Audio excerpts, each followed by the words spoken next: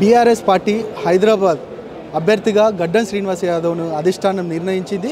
ఇక ఏదైతే ఎట్లా భవిష్యత్తులో ఏ విధంగా వెళ్ళబోతున్నారు, ఎన్నికలతో పాటు ఒకవేళ గెలిస్తే ఏ విధంగా హైదరాబాద్ని అభివృద్ధి చేయబోతున్నారు, ఇక అన్ని అంశాలు మనతో మాట్లాడడానికి సిద్ధంగా ఉన్నారు. అన్న నమస్తే. మొట్టమొదటిగా కంగ్రాచులేషన్స్. ఎట్లా అనిపిస్తుంది మీకు టికెట్ ఖరారు చేయడము అని అంటే ఎట్లా చూస్తారు మీరు? ముందుగా నేను కేసీఆర్ గారికి కేటీఆర్ గారికి నా యొక్క కృతజ్ఞతలు తెలియజేసుకుంటా ఉన్నాను. వారి సంపూర్ణంగా కష్టపడే వాళ్లకు సంపూర్ణ ఆశీర్వాదాన్ని ఇచ్చినందుకు వారికి మరొకసారి ధన్యవాదాలు తెలియజేసుకుంటా ఉన్నాను. పోటీ అంటారా, పోటీ చాలా ఏంటంటే ఉత్సాహకరంగా ఉంది. ఎందుకనంటే గత 10 సంవత్సరాలు మేము అధికారంలో ఉన్నప్పుడు పాత నగరాన్ని ఎంతో అభివృద్ధి చేసినాం. ఇవాళ మూసీ నది ఏదైతే ప్రాంతం ఉందో మాది, దానికి మొట్టమొదటిగా కేసీఆర్ గారు ఒక బోర్డుని వేసి దానికి ఒక చైర్మన్ నిర్మాణం చేసి దాంట్లో 2000 కోట్లు బడ్జెట్ ఇచ్చి ఆ మూసీ నది ప్రక్షాళన గురించి కేసీఆర్ ఒక కొత్త ఆలోచనతో ముందుకొచ్చిండు. సరే, ఇవాళ రేవంత్ రెడ్డి గారు దాని మీద పనిచేస్తుండ అని మనం చూస్తూ ఉన్నాం.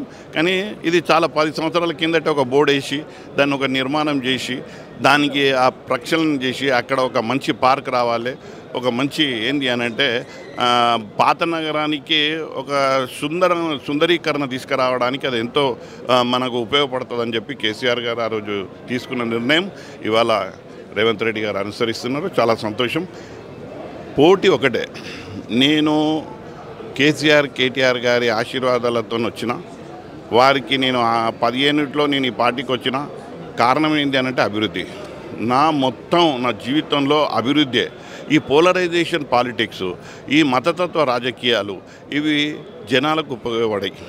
ఇటువైపు చేసినా అటువైపు చేసినా నేను ఇద్దరిని ఖండిస్తున్నా. నాకు కావాల్సింది ఏంటంటే అభివృద్ధి. ఇవాళ చూస్తూ ఉన్నాను మాధవిలత ప్రధానంగా చూసినట్టయితే హైదరాబాద్ అనగానే ఎంఐఎంకు కంచుకోటగా ఉంటుంది. ఇక ఎంఐఎంకి సంబంధించి మొన్నటి వరకు మీరు 10 సంవత్సరాలుగా మిత్రబంధంతో ఉన్నారు, మేమంతా కలిసి పోటీలో ఒకరికొకరు సహకరించుకునే పరిస్థితి ఉందని కూడా అధిష్టానం చెప్పిన పరిస్థితి. ఇప్పుడు మీకు టికెట్ కేటాయించడం ఇక ఎట్లా ఉండబోతుంది పోటీ అంటే ఏం చెప్తారు అసలు? ఇక మీ పోటీ ఎలా ఉండబోతుందంటే, నేను గోషామహల్లా తీవ్రంగా ప్రయత్నించిన. మొత్తము తెలంగాణ ప్రజలకు తెలుసు నాకు టికెట్ ఇస్తే నాకు గెలుపు నల్లేరు మీద నడక అని తెలుసు. కానీ కొన్ని కారణాల వల్ల అధిష్టానం నాకు టికెట్ ఇవ్వాలి. అయినా కానీ నిబద్ధతగా ఈ పార్టీని నమ్ముకున్నా, కేసీఆర్ గారిని నమ్ముకున్నా, కేటీఆర్ గారిని నమ్ముకున్నా. అయితే మీరు చెప్తున్నారు ఎవరిదో కంచుకోట ఉందని. కంచుకోటలు రాజకీయాలలో ఉన్నాయి. ఆ రాజరికం అంతా వెళ్ళిపోయింది. ఇప్పుడు ప్రజాస్వామ్యం లోపల ప్రజల ఆలోచనలు క్రమక్రమంగా మారుతూ ఉంటాయి. అది ఒకే రకంగా స్తబ్దంగా ఉండయి. ఇవాళ నేను ఒక విద్యార్థి దశ నుంచి వచ్చిన రాజకీయాల్లోకి 30 సంవత్సరాలు నేను జెండా పట్టుకొని వచ్చిన. నేను స్టూడెంట్ ఆర్గనైజేషన్ నుంచి వచ్చిన. నేను ఆల్ ఇండియాలో పనిచేసిన, నేను రాష్ట్రంలో పనిచేసిన, నేను ఎన్నో ఉద్యమాలలో పనిచేసిన. నేను మొట్టమొదటి చంద్రబాబు నాయుడుకు అగనెస్ట్గా జేఏసీని పెట్టిన. అప్పుడు నేను కాంగ్రెస్లో ఉన్నప్పుడు. అంటే నేను చెప్పేది ఏంటంటే ఒక ఉద్యమ లక్షణాలు ఉన్నటువంటి నాయకునికి, ఒక లాయల్గా ఉండే నాయకునికి, ఒక కింది స్థాయితో వచ్చినటువంటి నాయకునికి, ఒక బీసీ నాయకునికి, ఒక విద్యార్థి నాయకునికి, ఒక యువ నాయకునికి పట్టం కట్టాలన్నది కేసీఆర్ గారి కేటీఆర్ గారి ఆశయం. అది నాకు ఇవ్వడం జరిగింది. దానికి పూర్తిగా న్యాయం చేస్తా, అక్కడ గట్టిగా పనిచేస్తా, నా విజయం గురించి తీవ్రంగా పోరాటం చేస్తా, ఖచ్చితంగా విజయ దుందుమి మోగిస్తా. ఇది ఇప్పటికీ ఎంఐఎంతో దోస్తీ ఉన్నట్ట లేదంటే కట్టపోయినట్ట? దోస్తీ ఎక్కడదన్నా? దోస్తీ నాకు చెప్పండి. నాకు ఇప్పుడు 17 మంది ఇక్కడ సభ్యులు ఉన్నారు, మరి 17 మంది అభ్యర్థులు ఉన్నాక ఇక దోస్తీ ఎక్కడిది? రాజకీయాలల్లో దోస్తీలు దుష్మన్లు ఉండేయన్నా. ఎవరు ఐడెంటిటీ పాలిటిక్స్ వాళ్ళదే. మా ఉనికిని మేము చాటుకుంటాం, వారి ఉనికిని వాళ్ళు చాటుకుంటారు, వీళ్ళ ఉనికిని వీళ్ళు చాటుకుంటారు. కానీ నాకు ఈ మధ్యకాలంలో మీ మైక్ టీవీ ద్వారా నేను తెలియజేస్తున్నా, నేను మొట్టమొదటిగా మీకు ఇస్తున్న ఈ ఇంటర్వ్యూ నిన్న నాకు డిక్లేర్ అయింది. నిన్న ఎవరికి ఇవ్వలే. ఇవాళ కేటీఆర్ గారికి పుష్పగుచ్చం ఇవ్వడానికి ఈడ మంచి అవకాశం అని ఇచ్చిన. ఇక్కడి నుంచి నేను బయలుదేరుతున్న కాన్స్టిట్యున్సీకి ఊరూరు గల్లీ గల్లీ తిరుగుతా, వాడవాడ తిరుగుతా, ఇల్లు తిరుగుతా. ప్రజలల్లో ఉన్న మనిషిని గత 5 సంవత్సరాల నుంచి గోషామహల్లో గడ్డం గంగాధర్ యాదవ్ ఫౌండేషన్ పెట్టి ఉచిత విద్యనిచ్చి, ఇవాళ ఉద్యోగాలు ఇచ్చి, జాబ్ మేళా చేసి, ఇవన్నీ పని చేసి టికెట్ తెచ్చుకున్నాను. నేను మాట్లాడి టికెట్ తెచ్చుకున్నట్టు కాదన్నది. ఇవాళ మాట్లాడేటోళ్ళు ఉన్నారు, వాళ్ళ పేరు నేను ఖచ్చితంగా ఎత్తుకోవాల్సి వస్తుంది. ఎందుకంటే మాకు చాలా ఆశ్చర్యం కలుస్తూ ఉంది. ఇంకో పక్క ఎలర్జీ వస్తుంది. ఏంది ప్రజలల్లో ఒక్కరోజు కూడా కష్టంలో వాళ్ళ నష్టంలో ఉండకుండా కేవలం మాటలతోని మాటలతోని నాలెడ్జ్తోని 4 ఇంగ్లీష్ పదాలతోని ఇక్కడ అక్కడ వేసి మాట్లాడి ఏదో సాధిస్తా అంటే అది కాదు. పొలిటికల్గా పాలిటిక్స్లా పొలిటికల్ విల్ పనిచేస్తుంది, పొలిటికల్ ఆస్పిరేషన్ పనిచేస్తుంది, కానీ నాలెడ్జ్ మెమరీ పని చేయది. అట్లా పని చేసేది ఉంటే అంజయ్య గారు ముఖ్యమంత్రి కాకపోతుండే, పి జనార్దన్ రెడ్డి గారు మంత్రి కాకపోతుండే. ఈ నాలెడ్జ్ పనిచేయదండి. ఇది ఒక పొలిటికల్ ఆస్పిరేషన్ ఉండాలి. నా ప్రజలకు, నా కాన్స్టిట్యున్సీకి, నా వాళ్లకు నాకు ఇది తెచ్చి పెడతా అన్నది ఆస్పిరేషన్ ఉండాలి.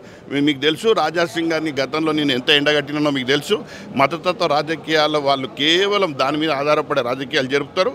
అది మేము విద్యార్థులకు, మేము అక్కడ యువతులకు ఎంతో చైతన్యపరిచినాం. వాళ్ళ మాటలలో ఎవ్వరు రారు. అంటే పోటీ ఎవరి మధ్యలో ఉండబోతుంది? ఎంఐఎమ్మా లేకపోతే బీజేపీ లేకపోతే ఈ 2 పార్టీల మధ్యలో కాదు కాంగ్రెస్? ఈ 3 పార్టీలకు ఎవరికి మీ మధ్యలో పోటీ ఎవరికి ఎక్కువ ఉండబోతుంది అంటే ఏం చెప్తారు అసలు? ఎవరైతే మనుషులల్లా విష బీంజం పుట్టిస్తారో, ఎవరైతే మనుషుల మధ్యలో మనుషులను కొట్లాడిపిస్తారో వాళ్ళతోనే నా పోటీ. వాళ్ళను నేను అణచివేస్తా. ఇవాళ నాకు ప్రేమను వంచే నాయకుని ఉంటే వాళ్ళతో కలిసి ఉంటా. ఎవరైతే ద్వేషాన్ని, ఎవరైతే కోపాన్ని పెంచి హేట్ స్పీచెస్ ఇస్తారో వాళ్ళకి అగనెస్ట్ ఉంటా. నేను ఏం చెప్తున్నా అంటే, ఇవాళ మీరు మీ పిల్లలను పెద్ద చదువులు చదివించారు. మా పాత నగరంలో పిల్లలు పెద్ద చదువులు చదువుకోవద్దా? మా పాత బస్తీల పిల్లలు అభివృద్ధి కావద్దా? ఇట్లనే మతతత్వ రాజకీయాలని చెప్పి ఒకరినొకరిని కొట్టుకోవాలన్నా, జైలు పాలు కావాలన్నా? ఇవన్నీ కాలం చెల్లిన రాజకీయాలు. ఇవాళ మతతత్వ రాజకీయాలు ఎవ్వరు వినరు. ఇక్కడ పూర్తిగా చైతన్యవంతమైనటువంటి ప్రజానీకం గోషామాయిలు ఈ పాత బస్తీలో ఉన్నారు. మళ్ళీ నేను వాళ్ళందరి దగ్గరికి వెళ్తా. ఆ యొక్క యువతరానికి నేను వారికి విజ్ఞప్తి చేస్తూ ఉన్నా. ఈ యొక్క ద్వేషపూరితమైనటువంటి ఆలోచనలు, ఈ యొక్క హేట్ స్పీచెస్ని కరాఖండిక మనము ఖండించవలసిన అవసరం ఉంది. ఒక మంచి డెవలప్మెంట్, నాది మొత్తం డెవలప్మెంటే. నాకు డెవలప్మెంట్ కావాలి. మీకు ఒక ఉదాహరణ ఇస్తా. ఎవరు మాకు కాకుండా పోతారు చెప్పండి? మాకు 15,000 డబుల్ బెడ్రూమ్లు ఇప్పించినాం మేము పార్లమెంట్లో. మాకన్నా ఎవరైనా మంచిగా పనిచేసే వాళ్ళు ఉన్నారా? మాకన్నా ఎవరైనా మంచి సంక్షేమాలు తెచ్చిన వాళ్ళు ఉన్నారా? ఇటు కాంగ్రెస్ కానీ అటు బీజేపీ కానీ. నేనేమంటున్నా, ఎంఐఎం కూడా నేను ఒకటి మీకు చెప్తున్నాను. అందరము 4 పార్టీలను ప్రేమను గెలిపిద్దాం, మంచితనాన్ని గెలిపిద్దాం, అభివృద్ధి మీద మాట్లాడదాం. ఈ రజాకారులని ఇవని అవని ఎందుకు ఎవరు చెప్తున్నావమ్మా? 2 రోజులు నువ్వు పుస్తకాలు చదివిన భాషను నువ్వు ఇస్తే రా, నాతో డిబేట్ రా, నీతో మాట్లాడతా. నువ్వు భగవద్గీత మాట్లాడతావా, రామాయణం మాట్లాడతావా? మీకు ఒక్కటి చెప్తున్నా మైక్ టీవీ ద్వారా. ఇవాళ నా విద్యా సంస్థల పేరు హైందవి. నాకన్నా గొప్ప హిందుత్వవాది అను. ఆ మూలాలకే వచ్చినాడు మా కేసీఆర్ గారు. ఇవాళ హిందుత్వ మూలాలను 4 దిక్కుల వ్యాపింపజేసిండు. రాజకీయాలు వేరే, హిందుత్వం అనేది వేరే, హిందూ అనేది వేరే. రాజకీయాలలో హిందువుని ఎందుకు తెస్తున్నారు? ఎందుకు రజాకారుల మాట ఎత్తుతున్నారు? అంత పాత నగరము ప్రశాంతంగా ఉండడం వీళ్ళకి ఇష్టం లేదా? మళ్ళీ ఒకరికొకరు కొట్టుకోవాలి, చావుకోవాలి.